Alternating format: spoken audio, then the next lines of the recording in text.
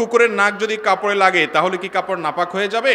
মহল্লার মসজিদের কবরস্থানে প্রতি বছর নতুন করে বেড়া দেয়া এবং মৃত ব্যক্তির নাম ও জন্ম তারিখ সম্বলিত বোর্ড বা পাকা পিলার বসানোর করোনাদেশের কোনো বিধান আছে কিনা। সামনে কবরস্থান, হর্ন বাজানো নিষেধ, এই সাইনবোর্ড লেখা কতটা যৌক্তিক? বর্তমানে আর্সেনিকযুক্ত টিউবওয়েল বসানো সময় গোবর দেয়া হয়, তাহলে ওই টিউবওয়েলের পানি খাওয়া কি জায়েজ হবে? মা বাবার সাথে প্রায় সময় খারাপ ব্যবহার করে ফেলি, আমার প্রশ্ন হচ্ছে আমি এ থেকে কিভাবে ফিরে আসব? আমরা বন্ধুরা সবাই যখন একত্রিত হই তখন আমাদের মধ্যে খারাপ ও মন্দ কথাবার্তা বেশি চলে, এক্ষেত্রে আমাদের ইসলামের দৃষ্টিতে করণীয় কি? খুব সুন্দর একটা প্রশ্ন এবং প্রয়োজনীয় প্রশ্ন। টিউবওয়েল বসানোর সময় যদি গোবর দেওয়ার দরকার হয়, পানি উত্তোলনের যে প্রসেস আছে সে প্রসেসের অংশ হিসাবে, প্রক্রিয়ার অংশ হিসাবে যদি এরকম করা লাগে, তাহলে সেই গোবর দেওয়ার পরে যে পানি উত্তোলন করা হয়, অনেক পানি তো ফেলে দিতে হয়, তারপরে না এক সময় পানি খায়, তাই না? যেহেতু পানি ফেলে দিতে হয়, ফেলতে ফেলতে ফেলতে ফেলতে যদি গোবরের গন্ধ আর না থাকে, ফ্রেশ পানি আসে, তখন ওই পানি খেতে কোনো অসুবিধা নাই। অর্থাৎ আপনি গোবর দিয়েছেন, এরপরে ওই টিউবওয়েলে পানি খাবেন, সেটা জায়েজ হবে যদি গোবরের পানি যেগুলো সেগুলো চেপে চেপে চেপে আপনি দূর করে ফেলেন, এরপরে ফ্রেশ পানি আসে, তাহলে ওটা খাইতে কোনো অসুবিধা নাই, ওটা জায়েজ আছে। অনেক সময় দেখা যায় যে বেশ কিছুদিন পর্যন্ত গন্ধ থাকে, তো গন্ধ যদি আপনার ডাইরেক্ট গোবরের গন্ধ থাকে এবং গোবরের কোনো আলামত পানিতে থাকে, তাহলে সে পানি খাওয়া কি হবে না? জায়েজ হবে না। কুকুরের নাক যদি কাপড়ে লাগে তাহলে কি কাপড় নাপাক হয়ে যাবে? এই সমস্যাটা বিশেষ করে গ্রামাঞ্চলে, আজকাল শহরেও তো কুকুর ঘরে ঘরে মানুষ পালে। দেখেন, কুকুরের বিষয়ে, কুকুর আল্লাহর সৃষ্টি, এর অনেক উপকারী দিক আছে, বিশেষ করে পাহারার কাজে এটাকে ব্যবহার করা যেতে পারে এবং সেটা শরীয়ত সিদ্ধ।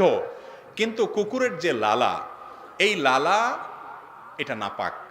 যদি কোনো কাপড়ে লাগে কুকুরের লালা, তো যেই জায়গায় লালা লেগেছে ওই জায়গাটা ধুইতে হবে। এখন কুকুর যদি নাক দিয়া শোঁকে, দূর থেকে শুকলো, কাছাকাছি গেল, মানে টাচ করলো না, তাহলে সে কাপড় কি হবে না? নাপাক হবে। ওইটা নিয়ে কোনো টেনশন করার দরকার নেই, নামাজ পড়তে পারেন আপনি। যদি টাচ করছে সে এবং তার মুখ ঠোঁট লাগছে, তো ঠোঁট লাগা মানে লালা লাগতে পারে, কারণ কুকুরের সবসময় কি থাকে? মুখে লালা বাইরে হয়ে থাকে। এই জন্য তার মুখটা যদি লাগে, টাচ হয় আপনার কাপড়ে বা শরীরে, তাহলে যেই জায়গায় টাচ হয়েছে ওই জায়গাটা কি হয়েছে? নাপাক হয়েছে। ওই জায়গাটা কি করতে হবে? ধুয়ে ফেলতে হবে, ধুলে পাক হয়ে যাবে। কাপড়ে লাগছে জন্য পুরো কাপড় খুলে ফেলতে হবে, এটা জরুরি না। আপনার মনে চাইলে খুলে ফেলেন, আপনার ব্যাপার, কিন্তু যে জায়গায় লাগছে শুধু এটা ধুলে কি হয়ে যাবে? পাক হয়ে যাবে। মহল্লার মসজিদের কবরস্থানে প্রতি বছর নতুন করে বেড়া দেয়া এবং মৃত ব্যক্তির নাম ও জন্ম তারিখ সম্বলিত বোর্ড বা পাকা পিলার বসানোর করোনাদেশের কোনো বিধান আছে কিনা। বর্তমানে আমাদের কবরস্থান ব্যাপক হারে পাকার বোর্ড পিলার দ্বারা কবরস্থানের জায়গা সংকুচিত করা হচ্ছে, এ সকল বিষয়ে মহল্লাবাসী মসজিদ কমিটির করণীয় কি? সুন্দর প্রশ্ন। দেখুন, যদি কোনো জায়গায় কবরস্থানের জায়গার সংকুলান না হয় বা জায়গা কম থাকে, তাহলে সেক্ষেত্রে একজন মানুষকে দাফন করার পর সেই জায়গাতে ওই লোকের লাশ মাটির সাথে মিশে যাওয়ার পর সেখানে আরেকটা ব্যক্তিকে দাফন করা জায়েজ আছে, কোনো অসুবিধা নেই।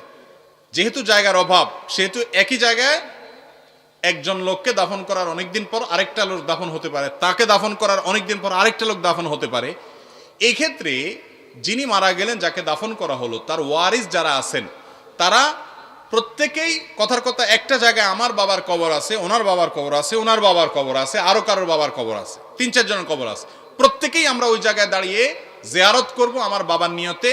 আমার বাবার ধ্বংসাবশেষ সেটা মাটির সাথে মিশলেও এখানে আছে, আল্লাহ তাআলা জানেন সেটা, অতএব আমরা সবাই সে নিয়তে জিয়ারত করলে হয়ে যাবে, এটা জায়েজ আছে।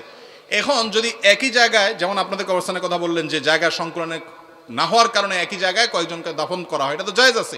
তো এই কাজটা করতে গিয়ে যদি আপনারা নেম প্লেট দিতে থাকেন সবাই, তাহলে কত নেম প্লেট দিবেন? এক জায়গায় একটা সাইনবোর্ড দিলেন, পাশে আরেকটা দিলেন, পাশে আরেকটা দিলেন, এরকম কতগুলো দিলে তো পুরো কবরস্থান নেম প্লেটে ভরে যাবে। তো সেই জন্য এটা অ্যাভয়েড করা উচিত। এমনিতে নেম প্লেট দেওয়া কোনো দোষের কিছু না, যে শুধু নামটা লেখা থাকলো, আমি চিনলাম এটা আমার বাপের কবর। এটা ধরেন ঢাকার আজিমপুরের কবরস্থান বা বড় কবরস্থান, যেখানে হাজার হাজার মানুষের কবর, প্রতিদিন শত শত বা অনেক মানুষের কবর দেওয়া হয়, সেখানে যদি নাম লেখা না থাকে, আমি চিনবো না, বুঝবো না, নাম্বার দেওয়া না থাকলে, সেই জন্য আপনি দিলেন। কিন্তু আপনাদের এখানে যে ছোট কবরস্থান, এখানে তো এরকম না যে আমি হারায় যাবে, ভুলে যাব, এখানে তো নেম প্লেট দেওয়াটা কোনো জরুরি কিছু না। বিধায় এখানে অনেক সময় আমরা নেম প্লেট দেওয়ার ক্ষেত্রে, আল্লাহ মাফ করুক, অনেক অসৎ উদ্দেশ্য থাকে, এটা যেন না থাকে।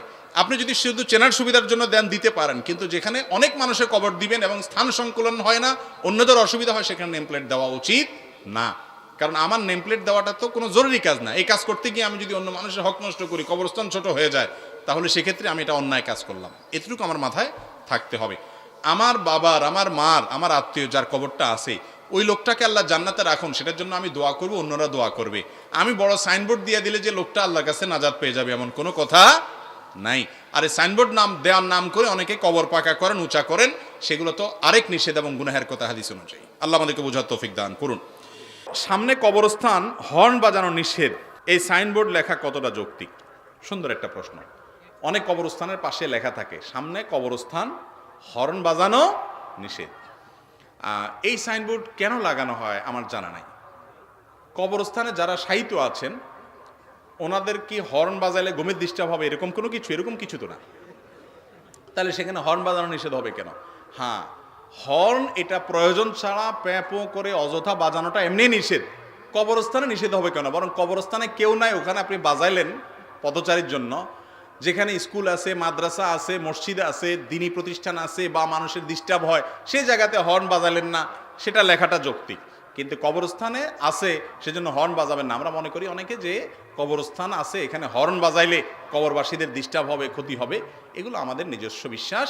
আমরা যতটুকু জানি কবরস্থানের ওখানে আশেপাশে আওয়াজ হলে কবরবাসীদের কোনো ক্ষতি হয় এমন কোনো কথা নেই। তবে হ্যাঁ, এটা ঠিক যে হর্নের মধ্যে বিশেষ করে কিছু কিছু হর্ন আছে যে হর্নগুলো আপনার কি বলা যায়, আজকাল তো কিছু হর্ন বাইর হয়েছে এমন আপনার যেটা মিউজিক্যাল ইনস্ট্রুমেন্ট ব্যবহার করে যেরকম হয় ওরকম।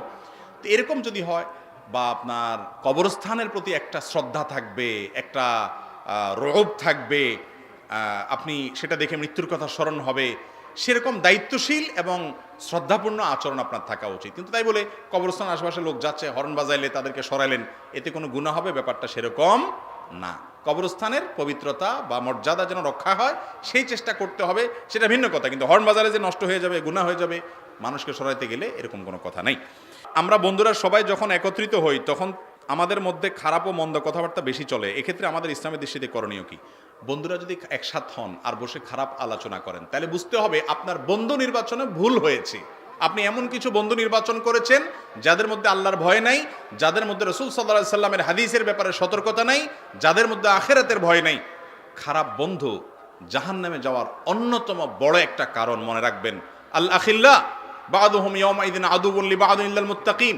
দুনিয়ার বন্ধুরা আখিরাতে একজন আরেকজনের শত্রু হবে, টেনে টেনে জাহান্নামে নিয়ে যাবে।